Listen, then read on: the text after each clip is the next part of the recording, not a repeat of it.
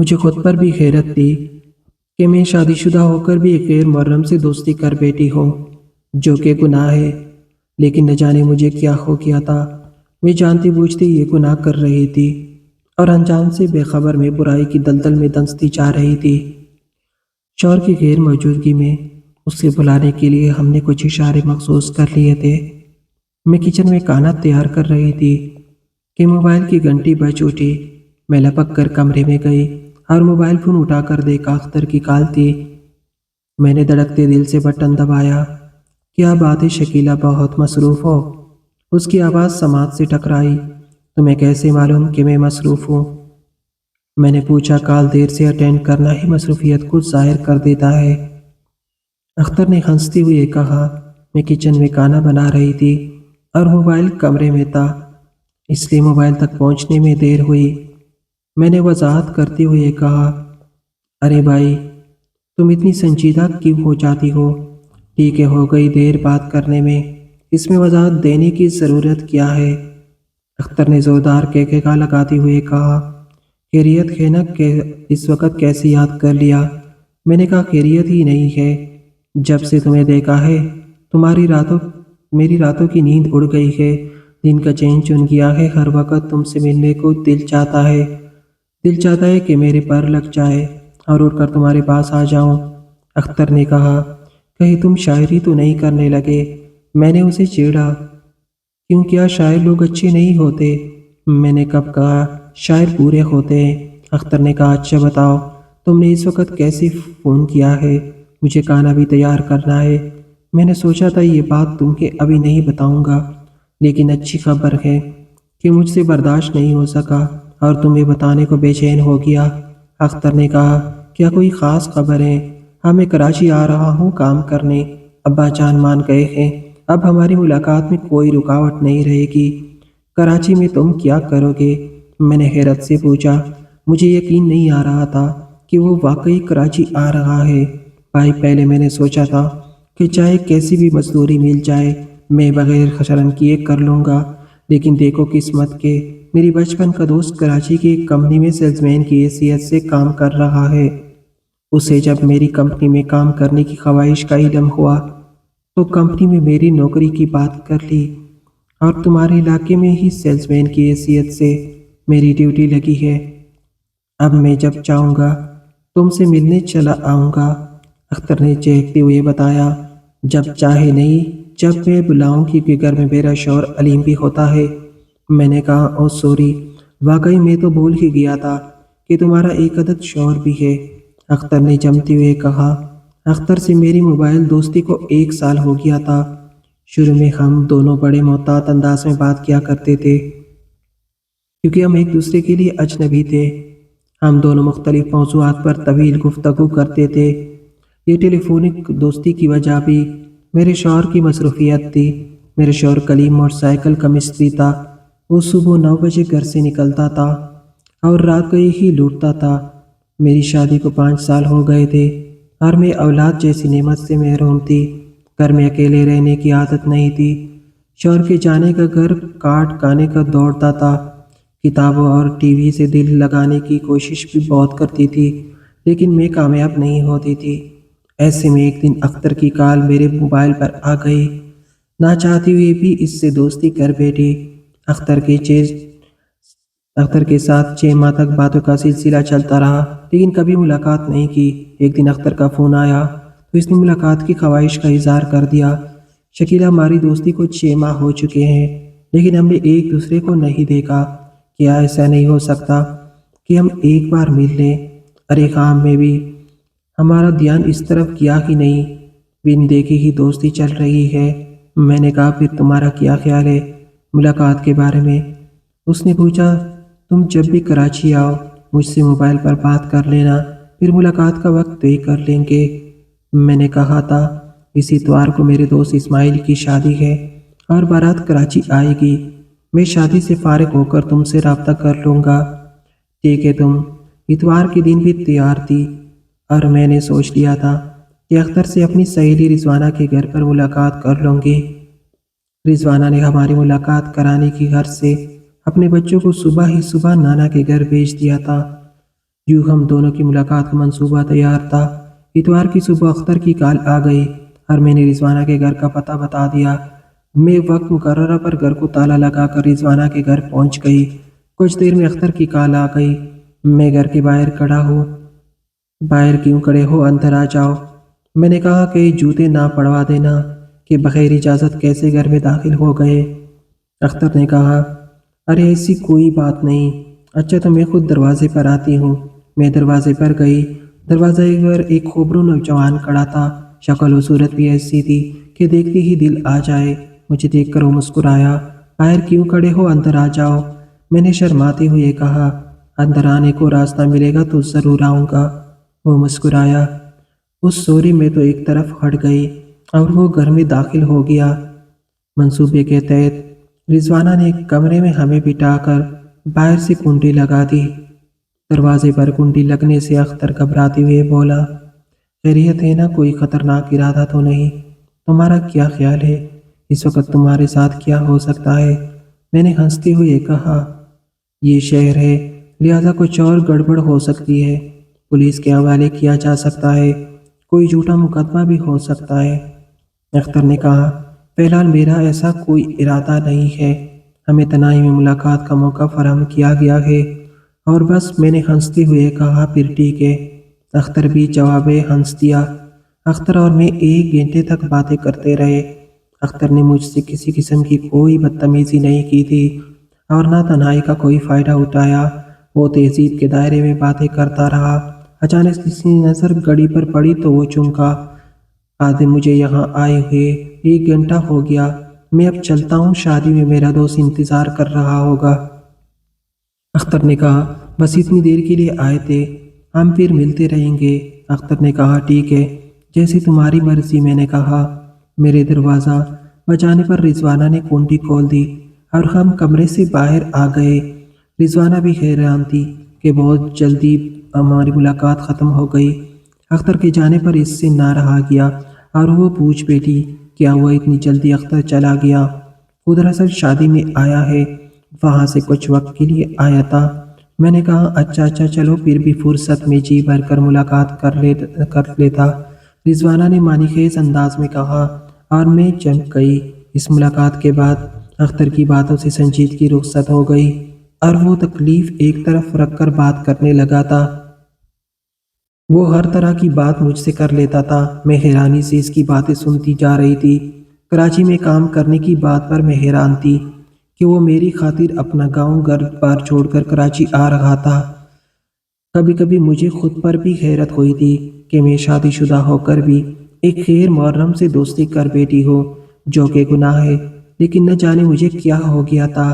میں جانتے بوجھتے یہ گناہ کر رہی تھی اور انجام سے باخبر میں برائی کی دلدل میں دنستی جا رہی تھی۔ اختر نے کراچی میں کام کرنا شروع کر دیا تھا اور میرے شوہر کی غیر موجودگی میں گھر آنے لگا تھا۔ اسے میرے شوہر کے گھر آنے جانے کی اوقات معلوم ہو گئے تھے۔ وہ بہت محتاط تھا۔ شوہر کی غیر موجودگی میں اسے بلانے کے لیے ہم نے کچھ اشارے مخصوص کر لیے تھے۔ مثلاً اگر وہ گلی میں ہوتا تو گیلری میں بنیان لٹکا دیتی تھی، اس کا مطلب ہوتا تھا راستہ صاف ہے۔ اگر گیلری میں قمیض ہوئی تو اس کا مطلب تھا کہ شوہر گھر میں موجود ہے، اور گیلری میں کچھ بھی نہیں ہونے کا مطلب تھا کہ موبائل پر کال کر کے ملاقات کا وقت طے کرنا ہے۔ یہ اشارے اختر نے بتائے تھے جو مجھے پسند آئے تھے۔ ان اشاروں کی مدد سے میں مطمئن تھی کہ میرا یہ راز ہی رہے گا۔ کچھ عرصہ یہ سلسلہ چلتا رہا، پھر اختر نے بھی اپنا رنگ دکھانا شروع کر دیا۔ تنہائی میں اس کی چھیڑخانیاں بڑھنے لگی تھی۔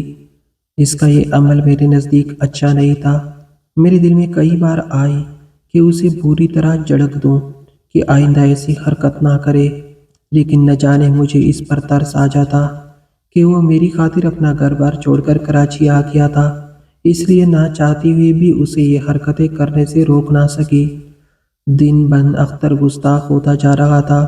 وہ ایسی حرکتیں کرنے لگا تھا جس کا حق صرف ایک شوہر کو حاصل ہوتا ہے۔ ایک دن جب اس نے مجھے اپنی باہنوں میں جکڑا تو میں نے جھٹکے سے خود کو اس سے آزاد کر لیا۔ اختر، یہ کیا حرکتیں؟ میں نے غصے سے اسے دیکھا۔ ہم دوست ضرور ہیں، اس کا مطلب یہ نہیں کہ تم ہر حد کراس حرکت کرا کر کے اس جاؤ۔ میرے اس طرح جھڑکنے پر اس کا چہرہ اتر گیا۔ شاید اس کے گمان میں بھی نہیں تھا کہ میں اس طرح سے جھڑک دوں گی۔ پھر وہ چند منٹ بیٹھ کر چلا گیا۔ میں بھی اس وقت شدید غصے میں تھی، اس لیے میں نے اسے روکنے کی کوشش نہیں کی تھی۔ پھر ایک ہفتے تک وہ نہیں آیا اور نہ ہی مجھ سے موبائل پر رابطہ کیا۔ میرا غصہ بھی ٹھنڈا ہو چکا تھا اور مجھے اختر کی یاد بھی آ رہی تھی، اس لیے میں نے دل کے ہاتھوں مجبور ہو کر اختر کو کال کر دی۔ ہیلو، اختر نے کال ریسیو کرتے ہوئے کہا۔ کیا بات ہے اختر، تم کیوں نہیں آ رہے ہو؟ میں نے پوچھا۔ تم نے اس دن بھی مجھے اس پوری طرح سے جھڑکا کہ ہمت نہیں ہو رہی تھی تمہارا سامنا کرنے کی خاطر۔ میں نے کہا، ہاں مجھے غصہ آ گیا تھا، اس طرح سے تمہیں نہیں جھڑکنا چاہیے تھا۔ میں نے نرم لہجے میں کہا، غلطی میری تھی، مجھے اس طرح نہیں کرنا چاہیے تھا۔ میں دوستی میں بہت آگے نکل گیا تھا۔ میں کوشش کروں گا کہ تم سے زیادہ ملاقات نہ کروں تاکہ پھر ایسا نہ ہو۔ اختر نے کہا، ارے بھائی، میں یہ کب کہہ رہی ہوں کہ تم مجھ سے نہ ملا کرو، بس ذرا خود پر قابو رکھا کرو۔ پھر تم کب آ رہے ہو؟ میں نے پوچھا۔ دیکھتا ہوں، اختر نے کہا۔ تم ابھی تک ناراض ہو؟ دیکھو، میں نے بات کرنے میں پہل کی ہے، کیا اب میں ناراضگی ختم نہیں کرو گے؟ میں نے کہا، میں سمجھ گئی تھی اس دن کی بات کو اختر نے دل پر لے لیا تھا، اس لیے وہ ملنے سے کترا رہا ہے۔ 2 دن اور گزر گئے، وہ نہیں آیا۔ اس کے گھر نہ آنے سے مجھے سخت تشویش ہو رہی تھی۔ مجھے اختر سے محبت ہو گئی تھی اور میں کسی قیمت پر اس کو کھونا نہیں چاہتی تھی۔ وہ میری تنہائی کا ساتھی تھا۔ دل کے ہاتھوں مجبور ہو کر میں نے اختر کو کال ملائی۔ کیسی ہو شکیلہ، خیریت ہے نا؟ اختر نے کہا، ہاں میں خیریت سے ہوں، تم اپنی سناؤ؟ میں نے پوچھا۔ میں بالکل ٹھیک ہوں، مجھے کیا ہونا ہے؟ اختر کی افسردہ ہی آواز آئی۔ اختر، غصہ ختم کر دو اور فوراً میرے پاس چلے آؤ، میں تمہارا انتظار کر رہی ہوں۔ میں نے کہا، میں اس وقت نہیں آ سکتا، اس وقت فیلڈ میں ہوں، کل آؤں گا۔ اختر نے کہا، ٹھیک ہے، یاد سے آ جانا، میں تمہارا انتظار کروں گی۔ میں نے کہا، ہاں ہاں، تم فکر نہ کرو۔ دوسرے دن مجھے شدت سے اختر کا انتظار تھا اور وہ وعدے کے مطابق آ گیا۔ اسے دیکھتے ہی میرا دل کھیل اٹھا۔ اس کا چہرہ بجھا بجھا سا تھا۔ اختر، کیا ابھی تک تم مجھ سے ناراض ہو؟ میں نے کہا، نہیں نہیں، میں کیوں ناراض ہوں گا، بس ایسی ہی میں سوچ رہا ہوں کہ مجھے ایسا نہیں کرنا چاہیے تھا۔ اختر نے کہا، میں نے اس واقعے کو بھلا دیا ہے، تم ابھی بلا دو، آؤ ہم پھر ایک نئے جذبے سے دوستی کا آغاز کرتے ہیں۔ میں نے اپنا ہاتھ اختر کی طرف بڑھایا، اس نے جھبکتے ہوئے میرا ہاتھ تھام لیا اور ہم مسکرانے لگے۔ یوں اختر کی آمد دوبارہ شروع ہو گئی تھی۔ چند دن تک وہ محتاط رہا، لیکن پھر اس نے اپنی بری حرکتیں شروع کر دی۔ میں اسے ڈانٹنا چاہتی تھی لیکن ڈانٹ نہیں سکی، کیونکہ مجھے ڈر تھا کہ کہیں وہ دوبارہ ناراض ہو کر آنا بند نہ کر دے۔ میری ڈیل کا نتیجہ یہ نکلا کہ میں حرام و حلال کی تمیز کو بیٹی اور خود کو اختر کے حوالے کر دیا۔ وہ میری کمزوری کا بھرپور فائدہ اٹھا رہا تھا، اور کیوں نہ اٹھاتا؟ جب دو نان محرم تنہائی میں ملتے ہیں تو ان پر شیطان غالب آ جاتا ہے۔ یہی کچھ ہمارے ساتھ بھی ہو رہا تھا۔ میں انجان سے بے پرواہ برائی کی دلدل میں دھنستی جا رہی تھی۔ اس روز بھی ہمارا شیطانی کھیل جاری تھا کہ خلاف توقع میرے شوہر کلیم اچانک گھر آ گیا۔ اب یہ اتفاق ہی تھا کہ اس روز میں دروازے کی کنڈی بھی بند کرنا بھول گئی تھی۔ دوپہر کا وقت تھا۔ وہ جیسے ہی کمرے میں داخل ہوا، ہمیں قابل اعتراض حالت میں دیکھ کر شدید اشتعال میں آ گیا اور اس نے شیشے کا گلدان اٹھا کر اختر کے سر میں مارنا چاہا۔ مجھ سے یہ برداشت نہ ہو سکا کہ وہ اختر کو نقصان پہنچائے۔ میں نے پیچھے سے بیلن اس کے سر پر دے مارا اور شاید ضرب کے پڑتے ہی وہ چکرا کر گر پڑا۔ اختر نے زمین پر گرا بیلن اٹھا کر میرے شوہر کے دل پر مارا اور پے در پے بیلن کے وار سے کلیم کو لہو لہان کر دیا۔ وہ زمین پر پڑا بری طرح تڑپ رہا تھا اور ہم دونوں دروازے کے پاس کھڑے اس کے تڑپنے کا منظر دیکھ رہے تھے۔ جب کلیم اپنی جان کی بازی ہار گیا تب ہمیں ہوش آیا کہ اب کیا کرے۔ میں سخت گھبرائی ہوئی تھی، میری سمجھ میں نہیں آ رہا تھا کہ کیا کروں۔ ایک طرف شوہر مر گیا تھا، دوسری طرف اختر تھا جو میرے ایک بیان پر جیل کی سلاخوں کے پیچھے جا سکتا تھا، لیکن میں اس کو کھونا نہیں چاہتی تھی۔ ہوش میں آؤ شکیلہ، ہمیں فوری طور پر اس مسئلے کا حل نکالنا ہے، ورنہ ہم جیل کی سلاخوں کے پیچھے ہوں گے۔ اختر نے کہا، ہم تم میں کیا کروں؟ میں نے سپاٹے ہوئے کہا، میں گھر کا سارا سامان ادھر ادھر بکھیر دیتا ہوں۔